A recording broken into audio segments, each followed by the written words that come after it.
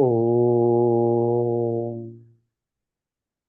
सदाशिवसमारम्भाम् शङ्कराचार्यमध्यमाम् अस्मदाचार्यपर्यन्ताम् वन्दे गुरुपरम्पराम्। परब्रह्मनिष्ठं स्वतो धर्मनिष्ठम् अहिंसैकनिष्ठं स्वशिष्यैः सुजुष्टं यतीनां वरिष्ठं गुरूणां गरिष्ठं दयानन्दरूपं मदाचार्यमीडे.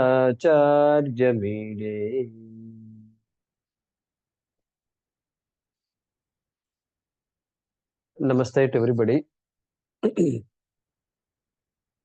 We are blessed today to have with us Swamini Brahmaprajnananda Saraswati ji. She is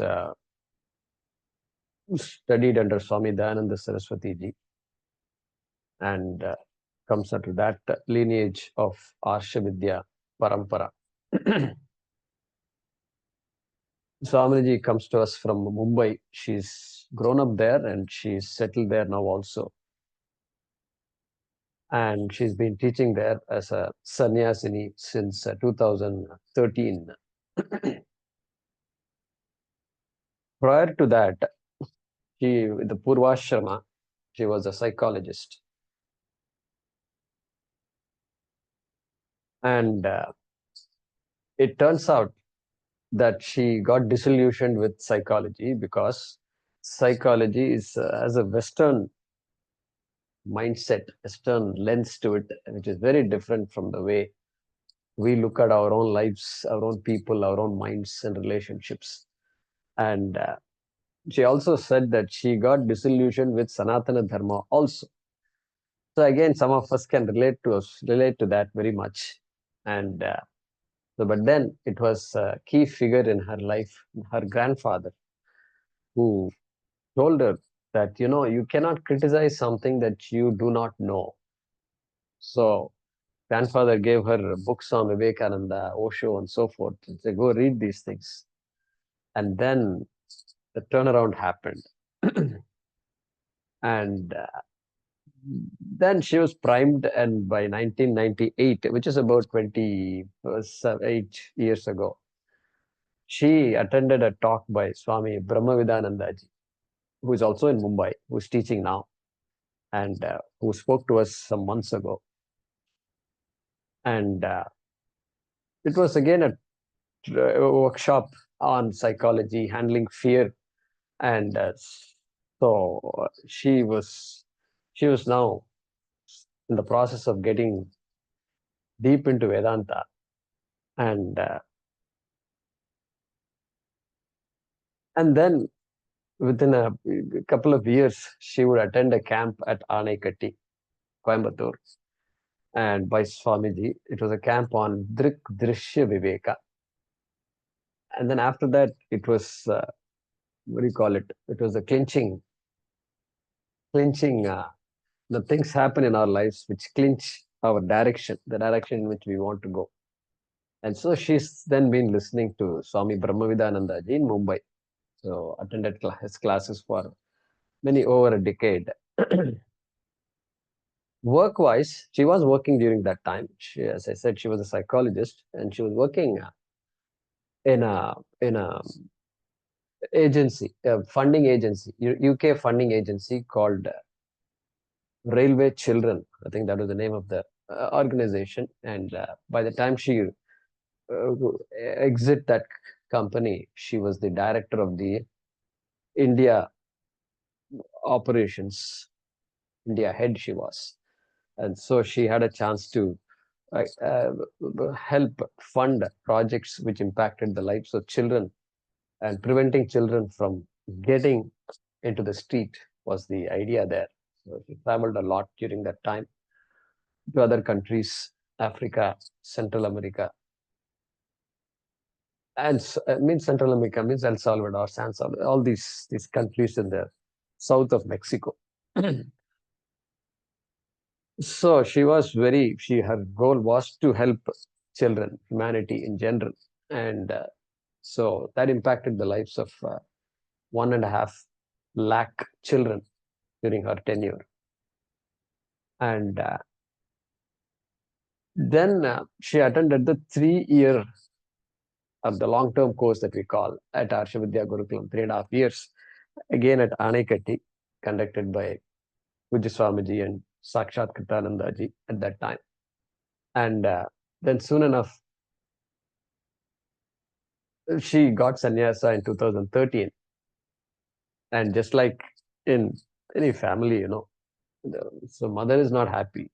That is, I mean, I'm sharing a lot of personal details. I hope Swaminiji does not mind all these things. We are all in the same same direction here. So, but then father was an astrologer, it seems. And so as father said, you know what, you can say whatever you want. To mummy, she said, but the astrology, Jyotisham cannot lie. And so I think we should be happy with what she's doing. So, so she got sannyasa in 2013. And but she's been taking care of her parents all these years. She lives with them also. So that's another point of inspiration for all of us. Uh, and as though this is not enough, she got a PhD in. She's an MPhil in psychology, and then she has a PhD. Just recently, 3 years ago, she was awarded a PhD. Her thesis title was "Role of Ishvara and Advaita Vedanta."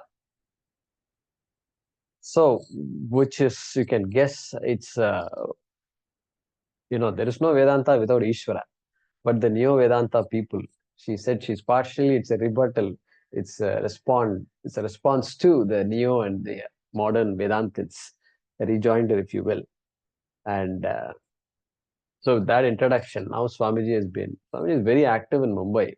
She conducts retreats. She hosts a weekly podcast called Vedanta, the River of Wisdom. And it's considered as among the top 10 podcasts in India. Okay. And so that's something on religion and spirituality. So it's a very big thing. And she was the first Hindu sannyasi to conduct an online course on Udemy. Some of you know Udemy, and on how to have harmonious relationships. Um, and she also teaches at Hindu University of America. She's teaching core courses there on Hinduism and Vedanta. And she also published her first book called You Matter, Insights from Vedanta.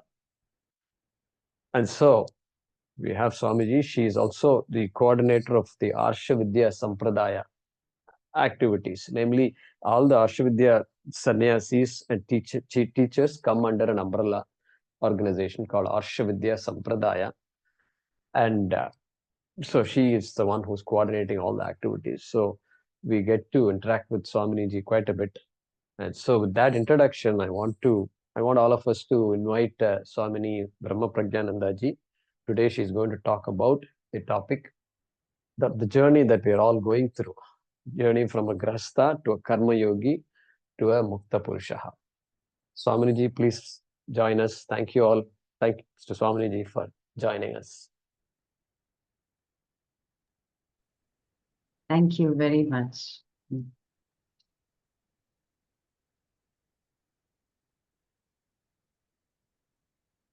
Om Sadashivasamarambham Shankaracharyamadhyamam Asmadacharyaparyantam Vande Guru Paramparam Vasudevasutam Devam Kamsachaduramardanam Devaki Paramanandam Krishnam Vande Jagadgurum.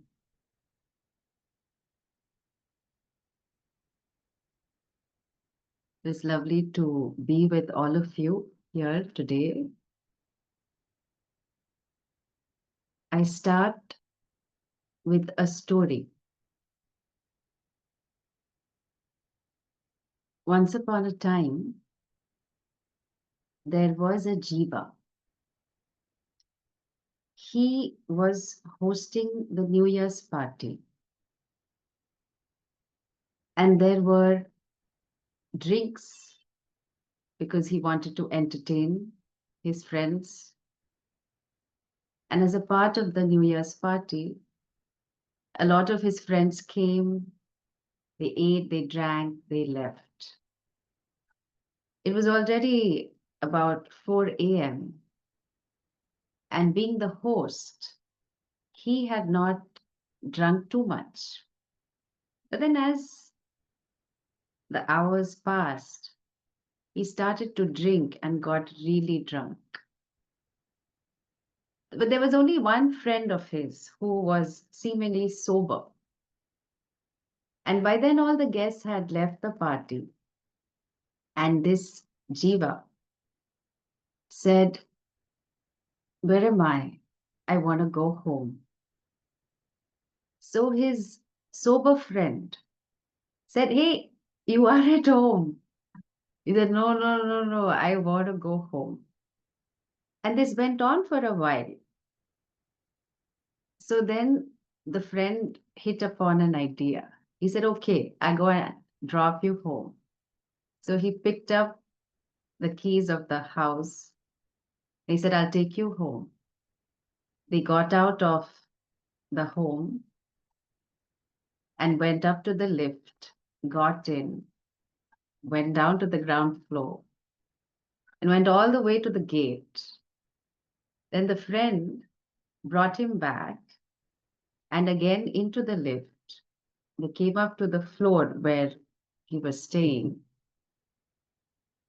walked to the door, opened the door with the keys, and said, "Welcome home."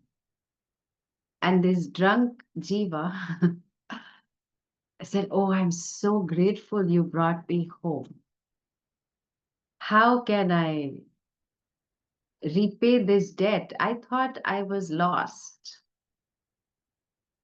So, this is this journey, seeming journey of a person who was always muktaha, always free. One who was always free, Brahmasan, Sthula Sharira Abhimani, Jiva Nama Iti Uchyate. One who was already always Brahman, the limitless, but because of identification with the form,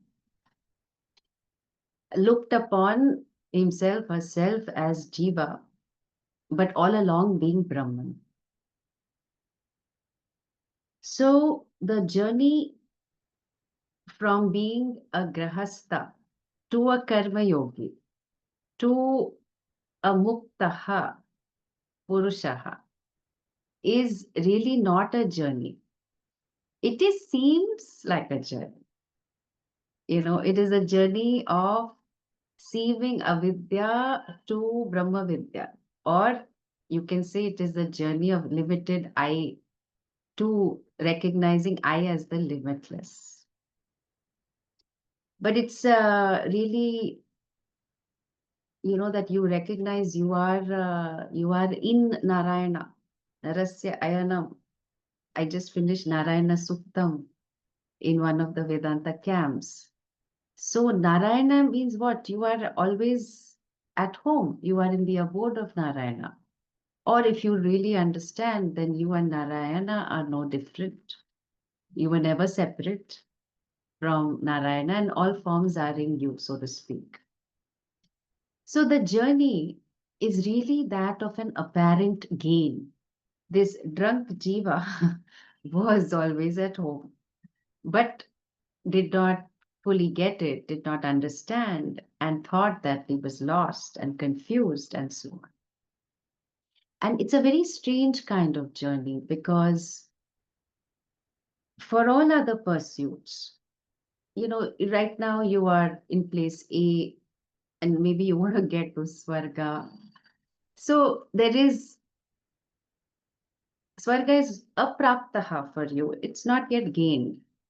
And okay, at some point in time, if indeed that is an inclination, you might get there. Or I don't have a partner, I want a partner. Just an example, okay? So it is the pursuit is apraptasya praptihi. So I don't have something, I want something, I gain that, whether it's money or fame or children, grandchildren, etc., etc. In all these pursuits, dharma, artha, kama, the nature of the pursuit is apraptasya praptihi. Praptihi, a gain of what is not already gained. But the nature of this strange moksha pursuit is that you gain what you already are. So it is praptasya praptihi. You were already muktaha. The vision is that you are already free. Then what to do? Oh, then you just recognize it, and that's all, because a lot of our suffering is because we don't see it. And so to gain that vision, to gain that clarity, there is an apparent journey. So it is a journeyless journey, so to speak. Now, although we don't really have a Vaidika way of life, because of modern living and so on, still we recognize what grahastha is. It's a little bit of a strange term. It is like the one uh, who is established in the graham, in the house. Householder is the literal translation, which is a bit of a weird term. Like somebody holding on. I won't say holding on, but somebody who lives there, and all that the house and the home represent come along. But sometimes we may take the word literally and just hold on to the house. And like somebody uh, who was going to come for the retreat said, "Oh, I cannot come. Why? Because there are renovation and repair works going on. Why can you not reschedule that?" No, but then, it's very difficult to get all these carpenters and architects and plumbers all at once. So I have to. Said, "You're actually missing a Vedanta retreat because you have to get a house repair." What to do, Swamini ji? This is how life is, okay? You make your choice. So, householder, we also have a weird term called housewife. Okay, how when you really look at it, obviously the wife is not married to the house, but some women may behave like that. But in any case, grihastha is really the building block of society, because these are our productive years, So, like, if you really look at it, 25 to let's say 50, um, I don't know whether to include Vanaprastha in it or maybe you extend it. But really, you're building a career, creating wealth, raising a family, contributing to society. Is really the backbone of society, Grihastha. And so, my namaha to all of you who are Grihasthas. I remember Swami Akhandanandji. He said, Grihastha dhanya hai, because you are really the society's backbone. As grahasthas, you're providing for the family, raising the family. As parents, you are looking after your children. As adult children, you are caring for elderly parents. As grandparents, you're probably babysitting or guiding your children. And then, of course, in India, you don't get married just to the person, but families get married, so to speak. So then the family expands, and then there are lots of duties towards in-laws, in addition to others as well. But these in-laws may become outlaws also sometimes, but they come along with the act of marriage. So all this is happening. You're building your life savings, and then if you were to buy a house in a big city, then half of your life savings are gone over there. You're saving, investing, either or the works. And then as a citizen, paying your taxes, contributing to society. So it is a very intense phase and a very busy phase, and you are trying to uphold your dharmic responsibility. So along the way, there are many, many challenges, as we have all experienced. There are daily battlefields. Dharma kshetre, kurukshetre. So what are these? There are multiple roles that have to be juggled all the time, from parent to professional to a child to aging parents to being a community member, so on and so. And then there is this choice paralysis because you know that a lot of your choices carry a lot of weight and consequences. And then of course you win some, you lose some in the context of the outcomes of the choices. Plus, there is a lot of pressure on performance because there are different metrics, at least at the level of the job and the career. And so success is measured by external achievements. And of course, everyone complains of not enough time. So there are never enough hours for all responsibilities. And so, in the Grahastha phase, it is very easy to say, why me? Because here now the identity is that I am a karmi. I am the one performing different kinds of karma. And karma is happening to me. So, so lot of problems, lot of economic pressures, and now with Trump surprising us every day, and the world. So it is too much. So there's limited money, rate of inflation, tariffs, we don't know where that's going, and rising expenses. And then, of course, health concerns.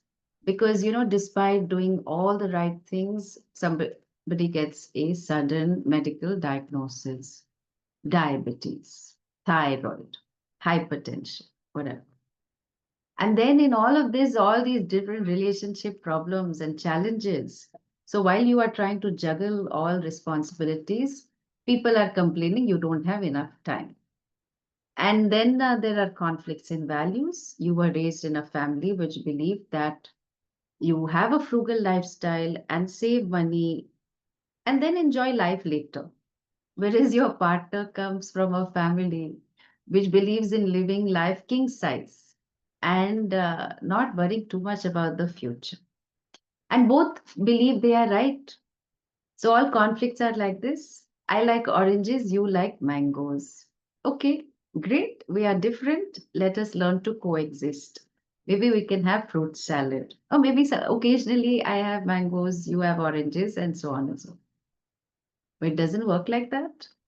So just because I am different, I say I am now superior to you. Just because I like mangoes, I am superior to you because you like oranges. Sounds ridiculous, but this is how we behave. So I am superior to you, and then now I want to convert you. It happens in relationships, it happens between religions, it happens between countries. I want you to come to my side. You don't want to, you are absolutely happy liking oranges.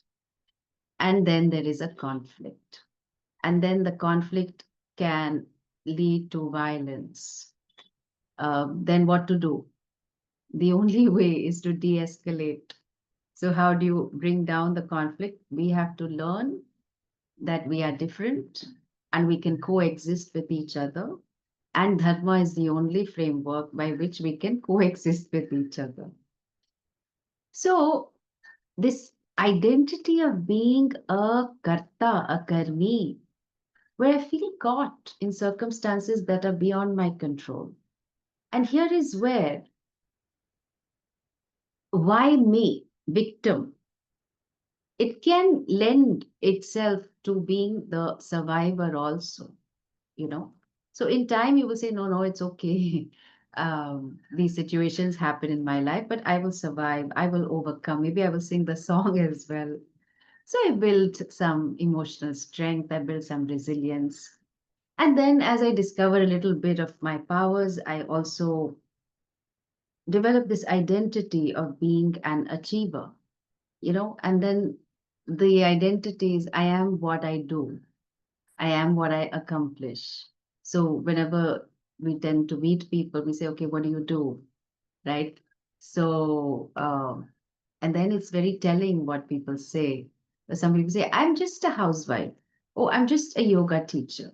That just is very telling, because they don't think very highly of what they are doing, or they think that they have been shortchanged, or they are not doing enough. So the identity, what I think of myself, basically a bunch of changing self concepts, is linked to roles, to possessions, to positions, and there is a constant need to prove oneself through results. So, so in the grahastha or rather in any stage of life, the identity of being the karta, the doer, and bhokta, the experiencer, is very strong. So, with the karta identity, what are you really saying? You're saying, I am not enough. And we forget, we are called human beings, not human doings. But still, at the end of the day, or you say, how was your day? Oh, it wasn't so productive. I could not tick off a lot of things on my list. Why not? Oh, no, no, it was just too busy. So, my self worth or my identity is so linked to what I do or what I don't do. And then there is guilt. I have not done enough. What more can I do? Because there is a belief that karma will bring fulfillment, right? And it's it's a very big myth. It will bring relative fulfillment, of course, but obviously it's not enough. Then I do not have enough. And then naturally, why am I doing all this? Because I want to experience happiness at all times, in all places, in all situations. I really want moksha. I'm not really, I don't know that yet. So, as a bhokta, I am impacted by experiences. I am impacted by hurt. If you have lived even 20 years in life, there is enough hurt and regret that has been accumulated. And if you don't process it, because you know, emotions are glorious, they are a gift from Bhagwan. So, I think it's 10.4, 10.5, Vibhuti Yoga, where Bhagwan Shri Krishna, he says all this, Abhaya Sattva Samshuddhihi. He goes on to list a long, you know, many, many mental dispositions, emotions, values, needs. And he says, Matta eva prithak vidhaha. They are all from me. So you please don't take credit. Bhaya and Abhaya also, fear and fearlessness also, and so on. So anyway, but I feel impacted. I am bhokta, I am experiencer. So many acts of commission and omission done towards me, against me. And the main thing is my identity is taken as reality. I don't experience freedom. I take everything to be absolutely real. And then, of course, moments of happiness keep us going. Now, it's actually this Grahastha phase that really prepares me for Vedanta, because there is the ego is getting, the ahankara, which is really a self concept, it's just getting shaped and chiseled. And because of repeated setbacks, it humbles me in some way. There is also a recognition of how much control I have and how much I don't. There is value clarification also, because I really understand what is it that is very important to me. And of course, there is a duty orientation because of all the roles that one is fulfilling. And because of the force of punya, once you land with Vedanta, okay, you land up here, and then you are exposed to the wonderful vision.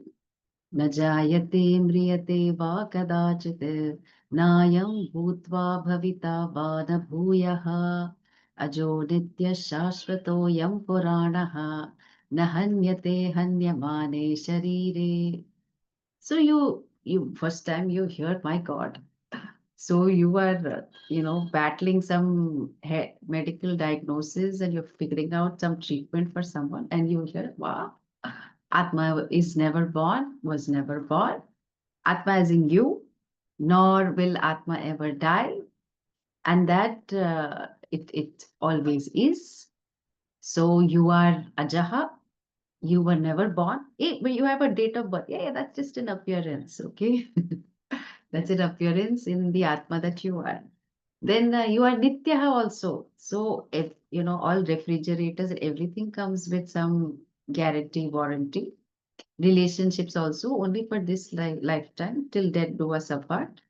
Then, but you are eternal, you are timeless, and you undergo no change. You are unchanging, and you are ever new. And indeed, if and when the body is destroyed, you as the Atma will never be destroyed. So first time you hear it, maybe some things are understood, some things are not. Then you just maybe land up at a retreat, or you are, blessed enough to attend classes, and then you think, wow, this is amazing. Nobody, even my partner, did not say I was the limitless. So Grahastha says, nah, I want this. I want this vision. And if at all you have been lucky enough to go on a retreat, because there you really get to live a Vaidika way of life. And you get to pursue moksha to the exclusion of all your other responsibilities, because food is taken care of. Somebody just rings a bell, you just have to land up for food, starting from puja in the morning till satsang in the night. You are with yourself, you are with the Shastra. So, such a delight. And you feel like, oh, I have already reached Swarga. So then Grahastha is saying, okay, Bhoktum Bhaikshyavapiha Loke. I think I I am liking this. I think it is better to live a life of bhiksha, because this I have too many responsibilities. And unfortunately we use the word responsibility as a burden. It's not a burden, it's a privilege, it's a luxury to have a responsibility to be able to respond in different situations. It's a joy, it's a privilege. But maybe we don't recognize that. And that's really when the great transition happens to uh, being a karma yogi.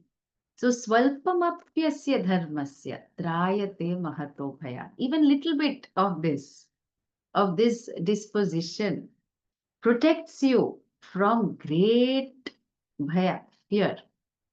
So, so what is told to you? No, no, but I'm not ready to be a sannyasi. I have a lot of things to do. Yeah, sure. Karma is important to me. My partner is important to me. Children and now grandchildren. Now my children tell me what to do. It's karma, karma, phala. So as parents, we would tell children, okay, did you do this? Did you eat your tiffin? Did you do your homework? Now children turn around and tell us, did you eat your medicines? Did you go for a walk? Etc. etc. So nothing has changed in that way. Huh? But anyway, so karma and artha very important to me. I'm not ready to, I mean, yes, moksha is important. Yes, I've got a glimpse of the vision, but I don't think I can devote so much time. I'm building my career, I'm up for promotion and so on and so forth. I have mortgages. So, okay, no worries. So, Bhagwan Shri Krishna, he tells us, Lokesmin vividha nishtha pura prokta maya nagha jnana yogena sankhyanam karma yogena yoginam. So, in this world, there are two lifestyles for moksha. One is the fast track expressway. What is that? That is sannyasa, where dharma, artha, kama are at its bare minimum, and all your effort, attention, time, energy is spent on the pursuit of moksha, shravanam, etc. And what about others? Oh, well, you can take the scenic route. You can, take your time. So you can, in the scenic route, you can stop for a cup of coffee and then smell the roses and then engage with other people. So dharma artha kama, whatever you need to do, you're most happy to do that. But you don't lose sight of the fact that what you really want is the freedom that you have always been seeking, the freedom from a sense of bondage. The bondage is not real. If it was real, we would never be free. But because it is a sense, Then, of course, because of it's all because of avidya, then it can go. So then what happens to the grahastha is from being having this kind of an identity of, oh, I'm just a victim, or, these things have happened to me, and somehow I have managed to be an achiever and so on. The shift is now karma is being done by me. So because the goal is clear, moksha is my goal, there is a proper diagnosis of the problem. Because we all know, unless there is a proper diagnosis, you will never be able to come up with the solution. So, all these topical problems that I have experienced, I'm struggling with my in laws, they never seem to approve of me, or there are issues at work.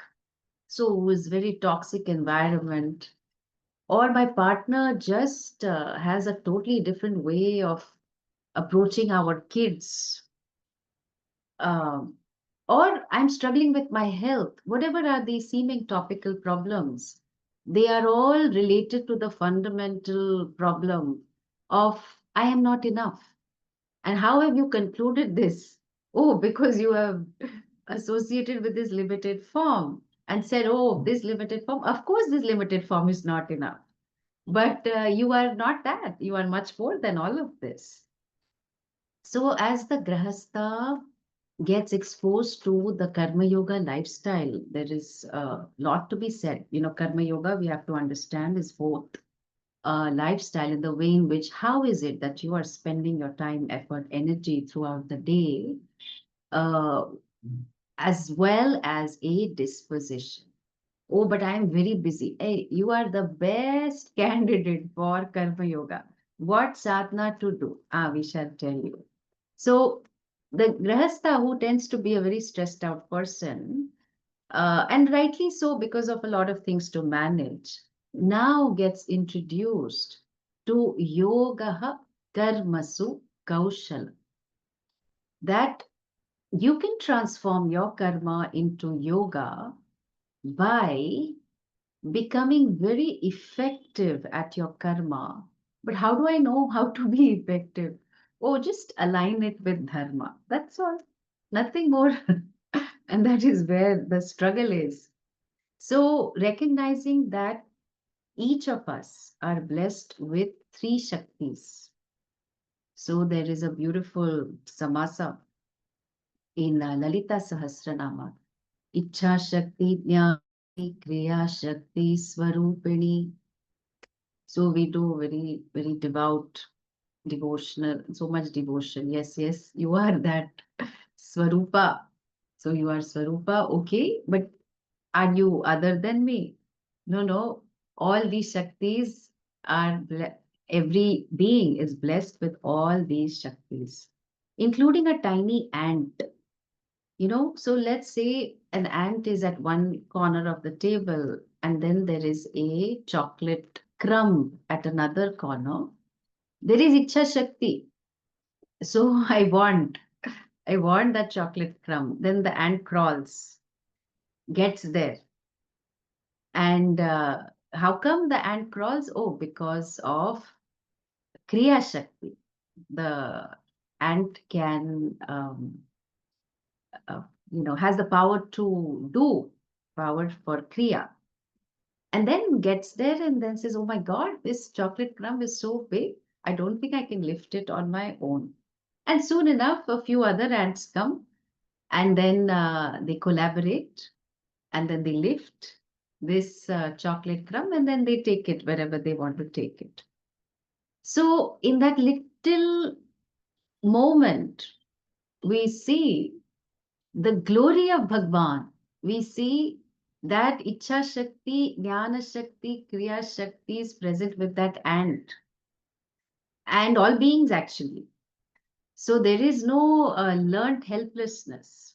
In modern psychology, it's a good term um, that we um, a good term for a phenomenon which is only present in human beings. We call it learned helplessness. I can't do. Really? But you have all the Shaktis. It's a different matter if you choose to not do. Oh, I can't do this, I can't do that, etc., etc. We learn to be helpless. But in the animal kingdom, there is no learned helplessness.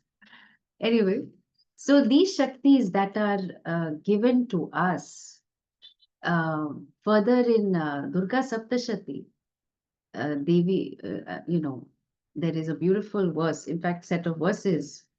Ya Devi Sarvabhuteshu Shakti Rupena Samsthita Namastasye Namastasye Namastasye Namo Namaha. So this Devi who is present Sarva Bhuteshu in all beings as Shakti without an exception. So Namaha to her again and again. So yoga karma su kaushalam, I recognize that hey, I was running around with all these duties, responsibilities, and achieving things, ticking the list, you know. But all of these are given to me. This is amazing. And of course, even the ability to work hard and make something of it is also given to me. And so, in the recognition that everything is given to me by these different laws of nature, which is a secular term, uh, there is somebody other than me, you know. So you say, wow, these so called laws of nature, because of which I have been able to achieve so much in life, is actually presided over by Ishvara. There is a universal cosmic intelligence. And I was so full of I, me, mine that I didn't really allow for any room for Ishvara. And in that recognition, the grahastha now becomes a bhakta, a devotee. That since all is given to me, and yes, I'm fulfilling all these responsibilities, but now I'm primarily a devotee, I'm a bhakta. I'm so grateful for all that has been given to me, and that what else can I do but offer my actions with love, with bhakti. So, these laws of nature is a very secular way of keeping God out of the equation. And it's very interesting that, Descartes and Galileo and Newton, who were struggling with the church at one point in time, decided to remove God from the picture. So they said, all matters of the soul can be handled by the church, but all matters of the human being will be handled by science. And of course, when you're talking about science, then laws of nature walk in. And so, let the church handle God. Then what about values, which really drive a person, which are so integral? The voice of Dharma is in everyone's heart, really speaking. We don't have to go to university to learn about Dharma. If indeed you do that, then you're just refining your understanding. So, anyway, we have all inherited laws of nature. We talk about it as if Ishvara is dead. Okay. Everyone has this looking up orientation. So, as if Ishvara is dead around here. So, in any case, the Grahastha now is becoming a Karma Yogi, becoming as in adopting the disposition that I am so blessed, I'm so grateful that all that I'm able to do is really thanks to the Shaktis you have given me. And now all my karma becomes an offering. So I offer it unto Bhagwan, Ishvara, Arpada, Buddhi, that disposition. And what special karma are you offering? So eating, drinking, breathing also. So fourth chapter, Gita, tapas, danam. Anything, everything that you are doing, you are just recognizing it is all given to you. And you are aligning it with dharma because you see that dharma is not separate from Ishvara. That even to embody ahimsa is so difficult that I will not cause hurt to another person with my thoughts, my words, and my deeds. That is a commitment of a lifetime. Of course, there are exceptions in the context of military, in the context of what the defense forces have to do. But largely as civilians, ahimsa is the way forward. Uh, and then other values come in. So appreciating Vasudevam Sarvamiti. So this that I am, that all that is here is one. Oh, I don't see it. Why? Why not? Because I cannot stand my neighbor. I cannot stand my sister-in-law. Oh, so so there are raga dveshas. There are certain cravings and aversions that seem to as though block my vision. So what is required? Oh, antakarna shuddhi is required. So certain purification of the mind, where ragas and dveshas, all these cravings and aversions, are to be reduced to preferences. We all have an unpublished book, how people should behave, how my family should behave, and how the world should behave, and how politicians should be, etc., etc., how I should be. Okay. And a lot of it may be related to dharma, a lot of it is related to raga dvesha. And because they don't behave the way they do, I get into my moods and then I'm miserable. But on the other hand, we are free to the extent that we allow others to be free. So, a way to neutralize the raga dveshas, which prevent us from seeing the vision of the reality, is to recognize that all that is here is given, and therefore there is Ishvara Arpana Buddhi. So all my karma, I am primarily a devotee because I recognize the presence of Bhagwan now, and as a devotee, as somebody who is a loving person, how can I better serve my parents? I'm a devotee first, then then I'm a devotee daughter or son.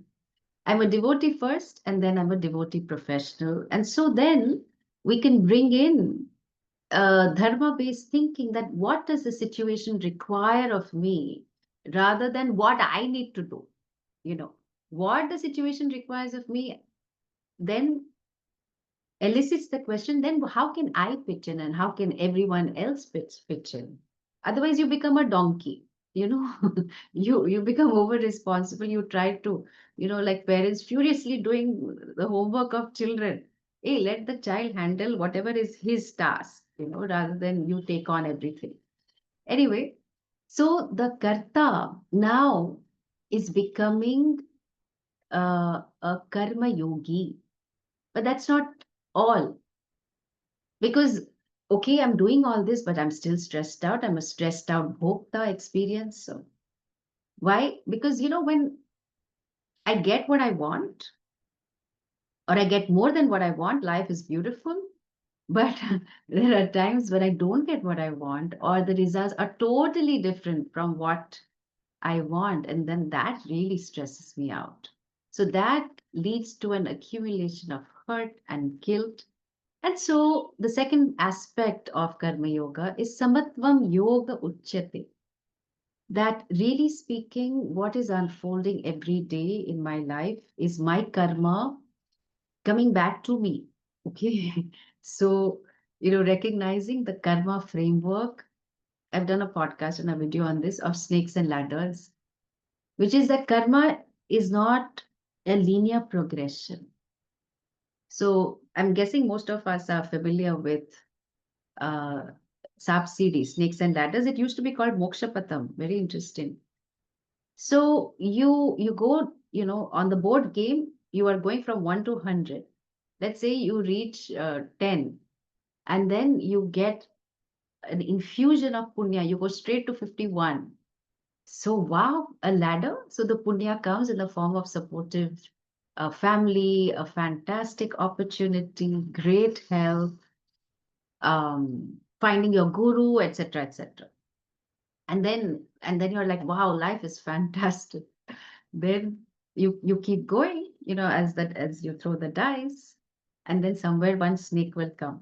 So your own papa karma, okay, and then you are back to 19. Oh my God, what a setback. No, but this is the karma framework. And so recognizing that there might be snakes anywhere, and of course there are ladders as well, You recognize that the results will not be equal to what you want, or maybe very different. You hadn't anticipated this sudden medical diagnosis. And therefore, what happens? Then you extend the cultural practice of receiving prasada in the temple to your whole life. So I remember somebody, one little child, who was receiving prasada from Puja Swamiji. So he was giving an apple. So, so she said, "Can I have a banana?" It was in the US. So parents are like, "No, no, no, no, this is prasad. You should just give, you should just receive what you accept." But that's our whole attitude, right? We are very gracious, we are open, we are receptive to whatever comes. Whether Tulsi is coming or Laddu is coming or Bhasma is coming, whatever is coming. Because now that ordinary object that you only shopped for in the garland and whatever before you were going to the temple, what was seemingly an ordinary object is now sanctified because it has come from the altar of Bhagwan. It is now prasada.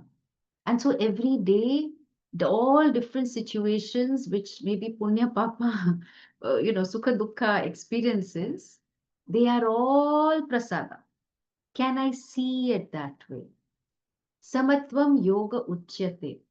That karma yoga involves me seeing that all the unfolding situations in my life are gifts.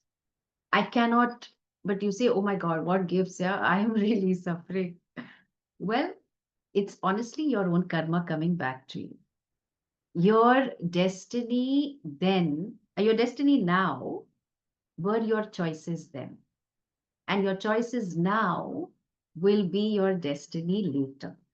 So, oh, I'm suffering so much. Okay, but can you really blame yourself? Can you blame the world? Karma yoga starts when you address your situation. You take responsibility for your life. And you and Bhagwan are co creators of your destiny. Okay, until you discover the nature of Bhagwan as yourself. So, here you also, as a karma yogi, you recognize there is no perfect karma. So all karma is Mishra karma. So no, yajna shreshtatama karma. Oh, doing yajna. But there also might be some creepy crawlies that got killed. So there might be little papa karma. Okay. So you don't get into this mindset of I'll do the perfect karma. You do what you can in all your roles, but primarily you are a bhakta and you are growing to be a loving person. And as a loving person, you take responsibility for your life. You recognize that you cannot fulfill all your desires. You bring them all down to a handful of priorities. And everyone can live a successful life when they fulfill their life priorities. So, priorities in the emotional domain, physical domain, professional, financial, spiritual domain. In spiritual domain, vyavasayatmika buddhi. You have been there, done that, tried and tested lot of methods. And now you recognize that, well, actually, all of them have prepared you, given you adequate mastery. And that, like one of my friends, batchmates who was a yoga teacher, said, I was a yoga teacher for 30 years. And then, yoga chitta nivritti nirodhaha, no? Chitta vritti nirodhaha.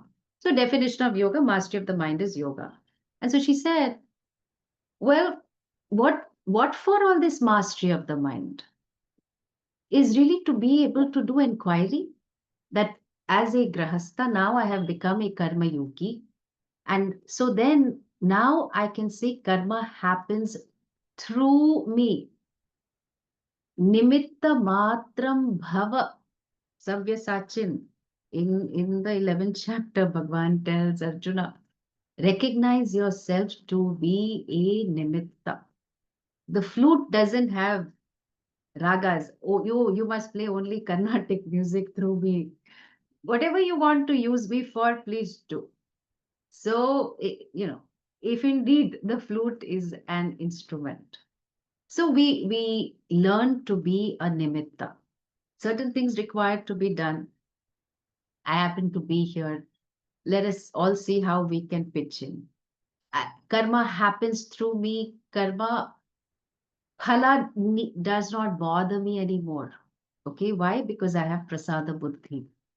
So from bothering and getting bothered by different kinds of karma phala, results of karma in the form of punya papa, I have now moved to Ishvara as the cosmic order, that all the laws of karma are pervaded by Bhagwan, and that every karma is a form of Bhagwan, every situation is a form of Bhagwan, it is prasada.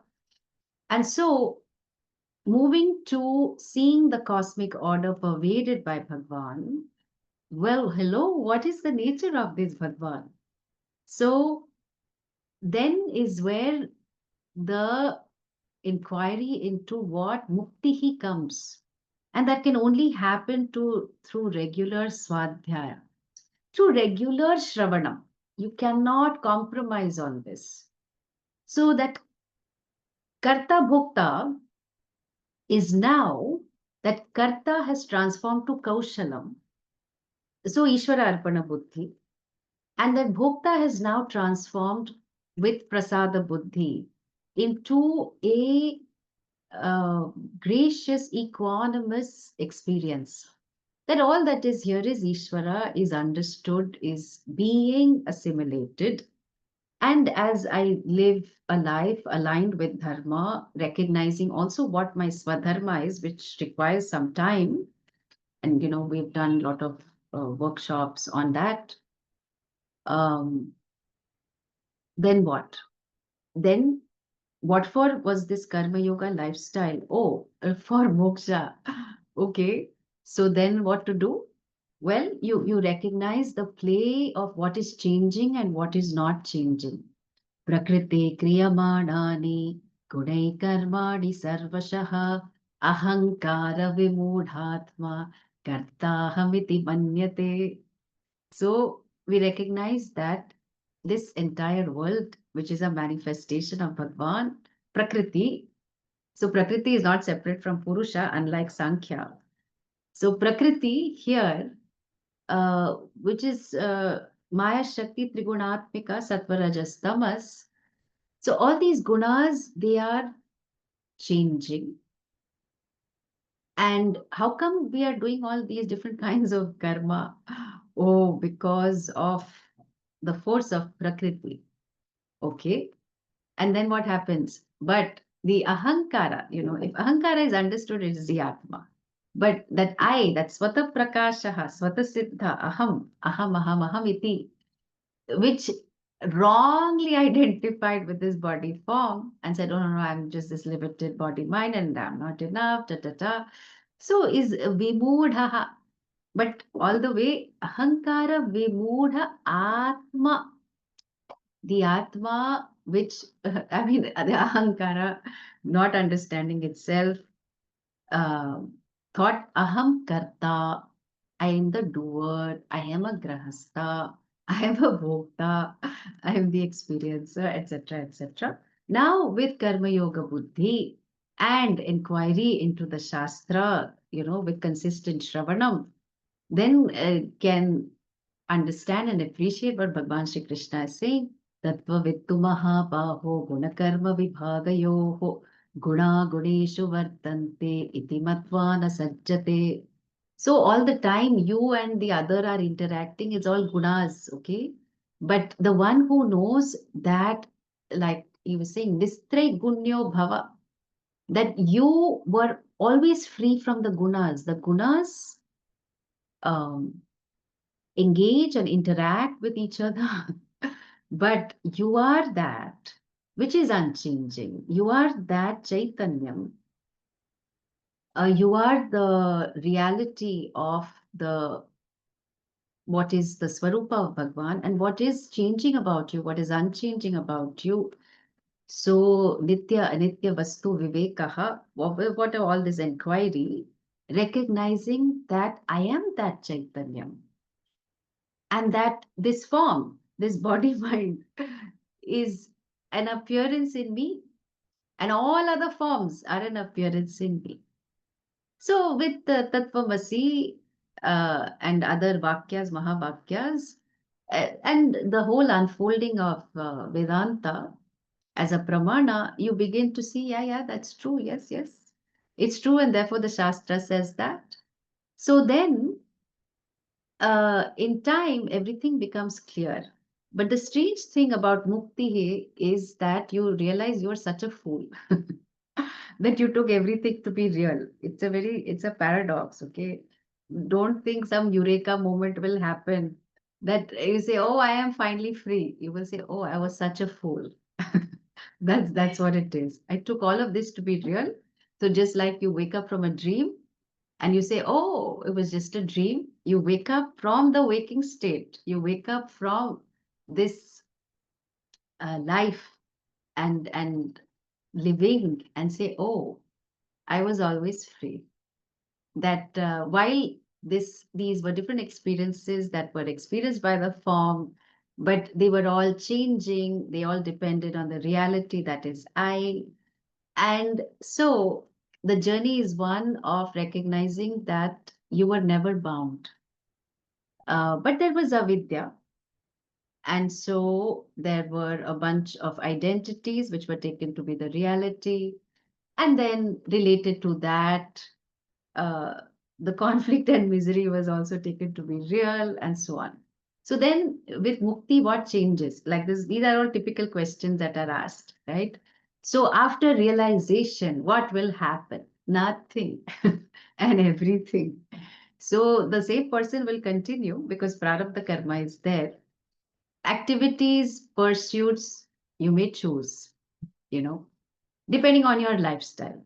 Like Pujya Swamiji had a very, very hectic schedule, but his own guru, one of his gurus, Swami Taranand Giriji, chose to live a very quiet life, saying, I will teach only the ones who come to me in Haridwar, you know. And then बहुत लोग आते हैं, सुन के जाते हैं. They come, they listen, they go away. There are only few people who stay.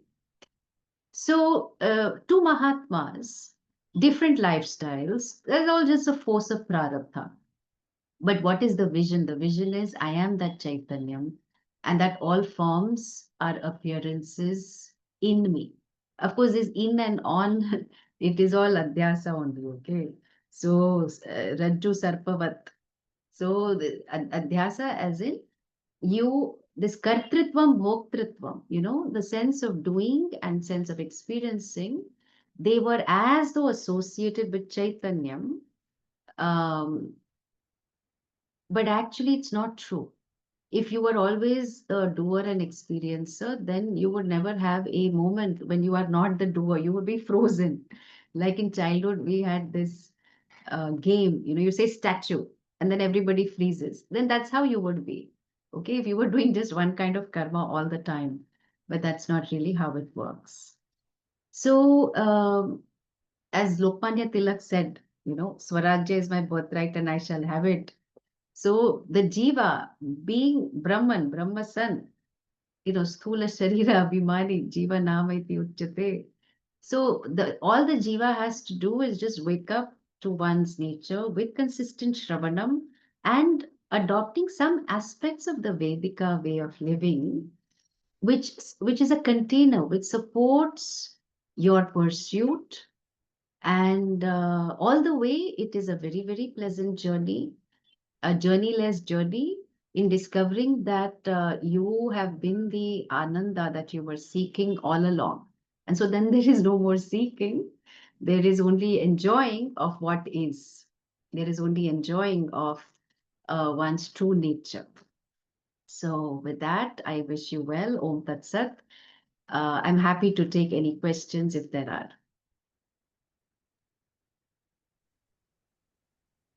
Thank you very much, Swamini. Swamiji. Thank you very much, and for Thank giving this wonderful talk, which covered a whole span from Grasta to a Karma Yogi to a Mukta Purusha. Interesting you mentioned Karma Yogi. So either a fast track sannyasa or scenic route. Scenic route. Swamiji, your humor was fantastic. If we were all sitting in a hall where we could see each other and be in one hall, I think we would have you would have heard all of us just laughing away. And very interesting the way you put it, Swamiji. All the Jiva story, the first started off with the story, Swamiji. That was very good. I want to go home. Anyway, there's a lot to say here, Swamiji. Thank you for teaching us that this is the journeyless journey. You converted a journey into something that is not a journey. In a way, you wanted us to see that. Thank you very much. So we'll have a question from the audience. Rameshji, please go ahead. Rameshji is calling from Florida. Namaste, Swamini ji. Big fan of you. I listened to your podcast, Vedanta, the River of Wisdom. Many lectures I listened to. And they were quite striking and they're very educational. And one of the topic he did mention about Namaste. There's the true meaning of Namaste. He did describe very impressive. My question here is, more and more I realize or I think that I want to understand Maya, and more I get confused. And could you please explain in simple terms what is Maya, in what way it's affecting our life? Karma Yoga. That is my question, please. Okay. So it's good to add the word Shakti with Maya. Okay, because the moment we just use the word Maya, we are at Maya is having fun at our expense. Then, the kind of things that we hear. So we go back to Tattva Bodha and Trigunatmika Shakti, in the form of the three gunas. So understand Maya Shakti to be the Shakti of Bhagwan. Now, I was in the UK recently and I was giving this example of David Beckham. Okay, David Beckham, I think, has been knighted. And so to receive an award, he obviously has to go to the stage and receive that whatever comes with the award. Now, one can argue, it is his legs that actually need to get the award. He has brought so much recognition to England. Why is David Beckham been invited? The whole person. Only his legs should come. So obviously that doesn't happen.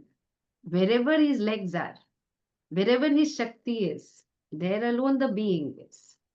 So Maya has to be understood as the inherent Shakti of Bhagwan. Brahman really speaking, that with respect to itself, Brahman is Brahman, limitless. With respect to the Jagat, with respect to this entire multiverse, universe, world, whatever you call it, with Maya Shakti gets the name Ishvara. So now there is no, so when this Maya Shakti is experienced by the individual, if the person knows, you enjoy the play of Maya. It's wonderful, just such a joy. If you don't know, then Maya Shakti is experienced as avidya. I don't know. I don't know who I am, and therefore I cannot, I don't understand myself, then I misunderstand, I make mistakes, and then I'm bumping into reality all the time. So we just want to focus at our level of whatever avidya and take care of that. And then it is because of this Maya Shakti that we are experiencing this beautiful world. So, so that's how we look at it. Can Maya exist on its own? Can your Shakti, as Ramesh, can it exist on its own? Wherever you go, your Shakti is going with you. I mean your wife, and I also mean your own Shakti. Okay, she, is always going with you. Can I separate Shakti from you? Not at all. So when you start to see Maya as Shakti, Shakti of Brahman, Ishvara, then it's all fine. Then all questions of Maya, they just dissolve. And Bhagwan Krishna cautions us in the Gita, Gahana Karmano Gatihi. You go very deep into Maya, you will just be boggled. So all the disciplines of knowledge are just glimpses of this universal cosmic intelligence that we are just getting a peek into. So if you're looking at Jyotisham, it is a study of karma. And even astrologers, they tear their hair out because they go up till a certain point and then there are a lot of questions that cannot be answered.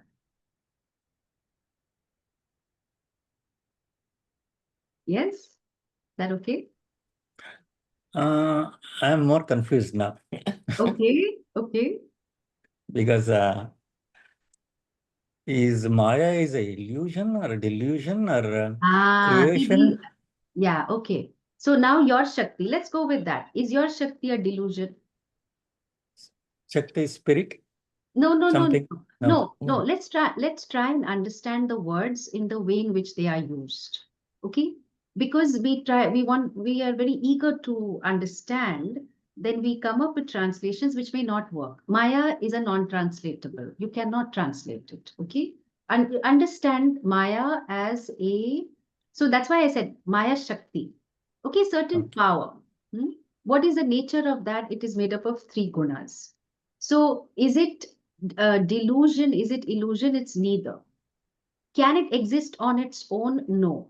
So we use a word called mithya, which is an understanding of the reality of Maya.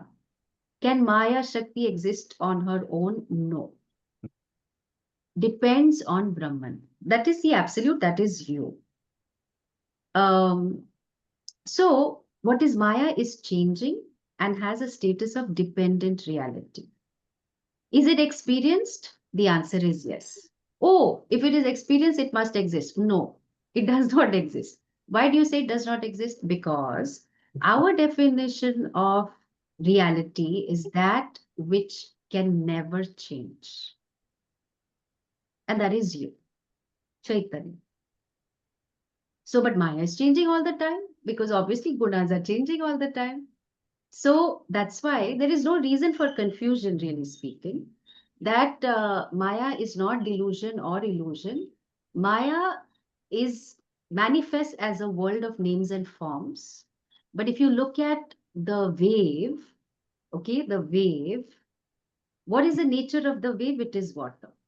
Water. But how come the wave came about? Oh, because of the Shakti of the ocean, right? Is the wave being experienced by other waves? Definitely. Can you say wave is an illusion? No, not at all. I am experiencing you in flesh and blood. Okay, and fighting with you also. All waves are fighting with each other. Okay. So now what? So, but can you exist on your own? No. Without water, I am nothing. So that's how we have to understand it, that I am that Chaitanyam, and that because of Maya Shakti, I as in identified with the body form, go through some changes and all that, but that is not what I really am. Then what is the compare and contrast of Atma, Brahman, Maya? Okay, three words do not mean three entities. Okay, somebody may be referred to as, oh, you are my love, you are my sweetheart, you are my darling, and so on. They're not three people, one person only being referred to all this. So, in Vedanta, one of the things we have to learn is that different words are used from different standpoints because we have made wrong conclusions at many levels. And hence, the word Atma is you, I. If you're really looking at the Vyutpatti, it is that which is Vyapnoti, that which is all pervading. No, no, but I am sitting in this chair. No, you are talking about the body mind. I'm talking about the Atma that is really you, that is all pervading. Okay. Then Brahman, The word is Brahat, that which is the big. How big? That which has no limits, no boundaries.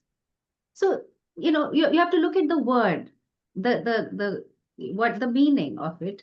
So, referring to the limitless with Maya Shakti, Brahman. What was the other word you said? Atma, Brahman, and Maya Shakti. Maya Shakti. So, yeah, Brahman, inherent Maya Shakti, with respect to the world, we will say with Maya Shakti. But that with Maya Shakti is not a second thing. No? It's like you, Ramesh, with your Shakti. It's not like the Shakti second thing. Shakti is walking side by side with you. No, wherever you are, your Shakti is with you. So likewise, wherever Brahman, I mean, not wherever, Brahman Brahman is, full stop. And then Maya Shakti is inherent in Brahman. So Thank you. manifest and manifest, that's all. Thank you. I really appreciate it. I was hoping that in my lifetime I will see you, because I have heard many of your podcasts. Very educational. Thank you. I'm sure Thank we'll you. meet one day. Thank you. Oh. Thank you. Ramuji. Dhanyavad Swamini ji. I really appreciate your use of the new English samasa, learned helplessness of man. This is a new vision, not possibly is only uttered by man. And you said that man becomes a donkey, especially the parents. It made me remember the washerman's donkey and the dog. Thirdly, you said about Swami Taranandaji's style. Swamiji was going all around the world, and the Taranji was staying in one place and teaching whoever comes to him. My teacher, Swami Parsardi, also used to say, become a lake. Whoever wants water, they will come with motors and hose and take it. Third, you use the phrase co-creators. That is the answer to me, as why me question. Then you use another phrase called priorities. I see it as prioritize, means planned action. Man succeeds with prioritize or plans. Then you said mokshapadam, that is called paramapadam in Tamil. Thank you. Yeah, thank you. It's lovely how you connected to what you already know. Very beautiful. Thank you, Ramuji. Thank you. Premaji.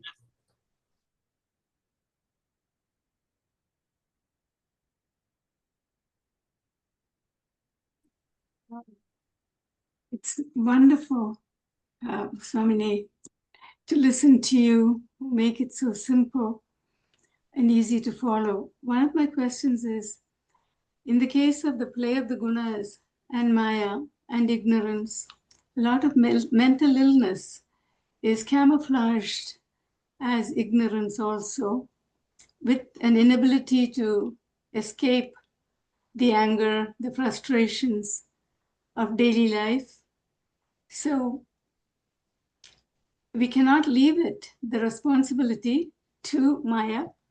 We do not have the physical or mental ability as sickness to come out of that cycle. Shravanam gives us the possibility of a window of possibilities or options.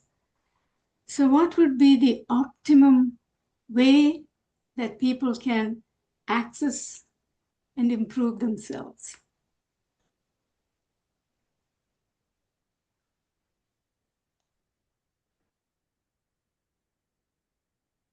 There are many methods and practices whereby you can work to process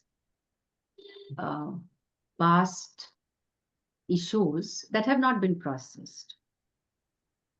So, puja, prayer, japa is non-negotiable for every sadhaka.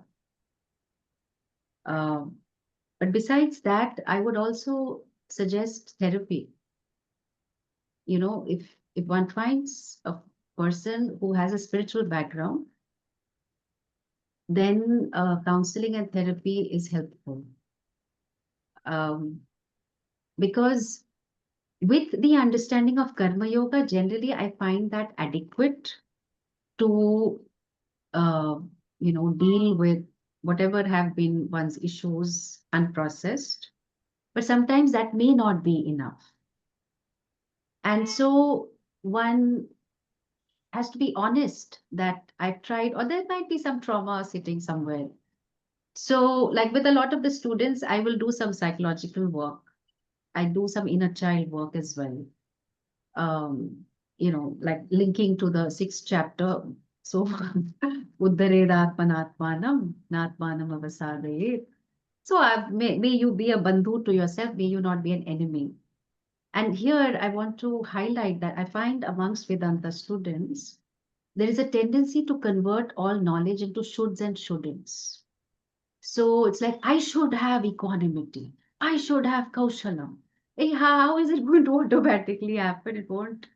So, the being able to hold space for oneself, being gentle at the same time, firm, and being loving as a devotee, love is towards oneself and towards everyone else.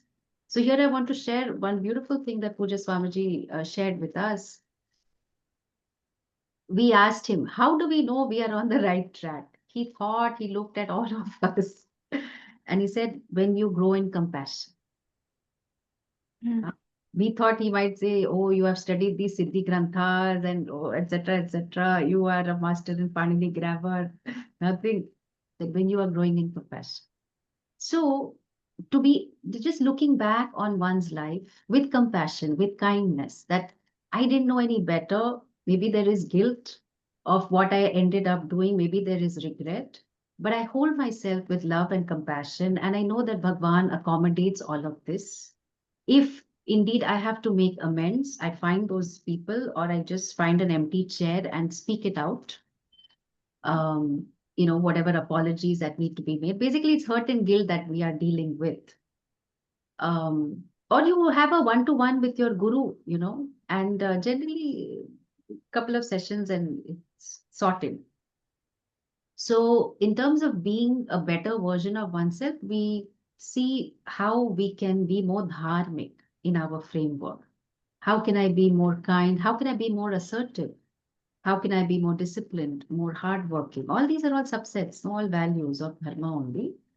And hold yourself with kindness, knowing that Bhagwan accommodates you. Then who are you to reject yourself and whatever else that comes with it? Mhm. Yeah. So seek help. Seek help, because we have landed in Vedanta with the sheer force of our punya. And a lot of us may not, are adhi of adhikaris maybe. So, a lot of the work is really, growing into being an adhikari, because the vision is so important to you, you value it so much that you're willing to do whatever it takes to prepare yourself for this vision. Thank you kindly. Well, That is really revealing. Thank you so much. Swamini, I was my reminded of podcast has some of these episodes. They are all like, complete in and of themselves. You can access it on Spotify. So I've done series of podcasts on karma yoga, being kind to yourself. There are videos, all intended to bridge the gap for people who have not yet landed in Vedanta classes, but who are kind of curious, want to see the magic of Vedanta, or just, exploring. So it kind of bridges that gap. thank you, Swamini.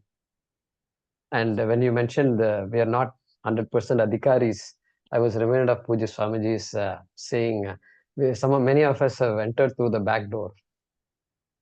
Absolutely right. Yeah, Meera Narayan, go ahead. Then Shanti. Namaste, Savaniji. So this just came to me like I really liked when you said responsibility is a privilege.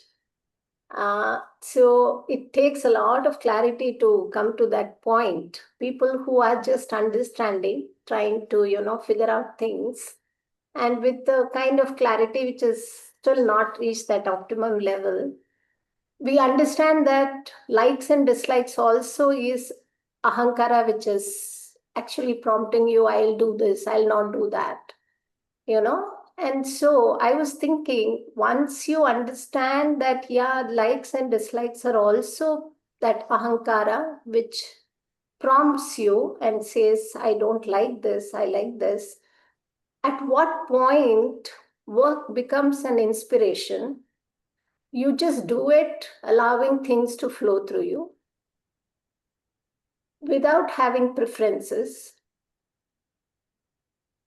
And what was the journey at a point? Because you seem to have Laukika achieved a lot of things which are in the form of seva.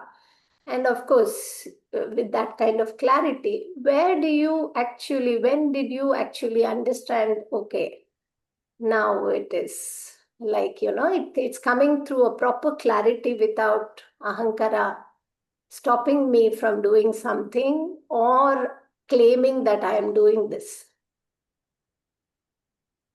Yeah, so this is a growing understanding. The ahankara, vicharam na sahate, cannot stand inquiry.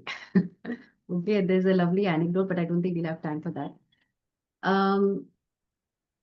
So the ahankara has to really dissolve into a devotee. And that is when you can allow things to flow through you. If the ahankara becomes very critical, as I often see with Vedanta students, then you just become judgmental of the whole world and yourself. But when you see, what is this really, this body, mind, sense complex, or whatever, what am I holding on to? Then everything is given to me. In that recognition, I am now a bhakta because I see myself connected to the total, the samashti, that is playing out in the form of laws of nature, the cosmic intelligence. Then I happen to be in this phase of life or in this age and stage, or these are the people that surround me. And so what is my best response? Because since everything is given to me, I definitely want, because all of us want to matter.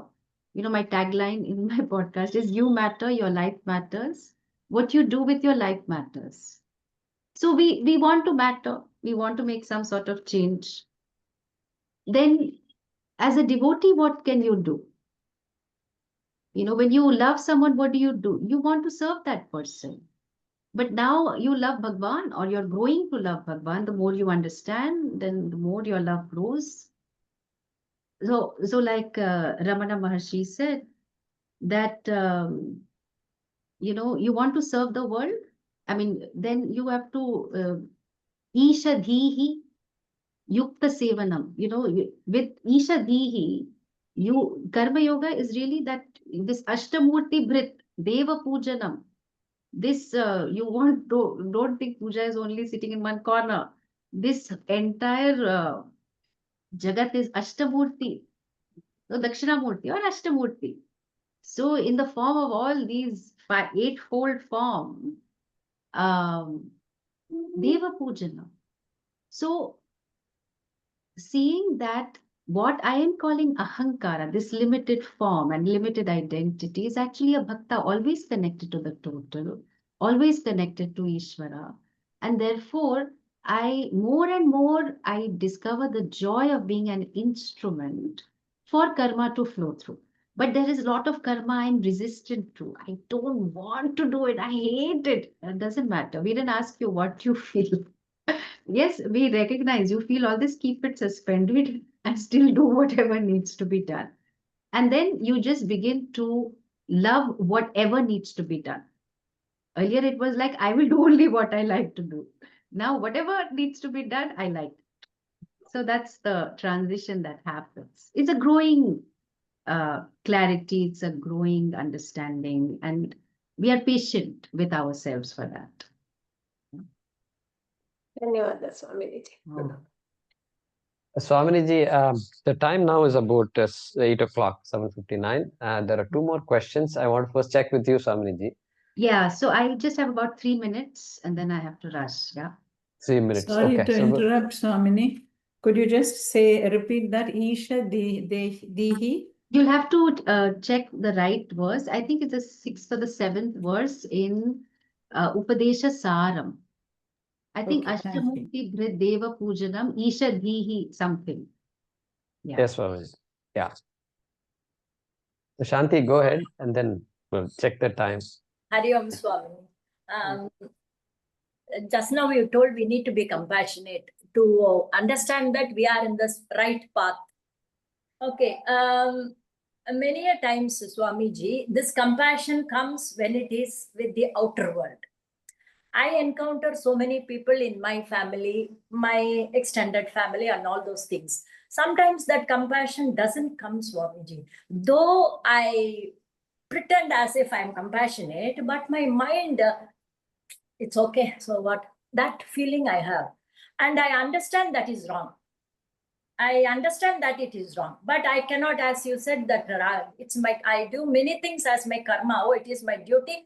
I have to do, but there is no harmony inside me. I do a lot of self-talk. Sometimes it is really, it's like I'm scolding people too.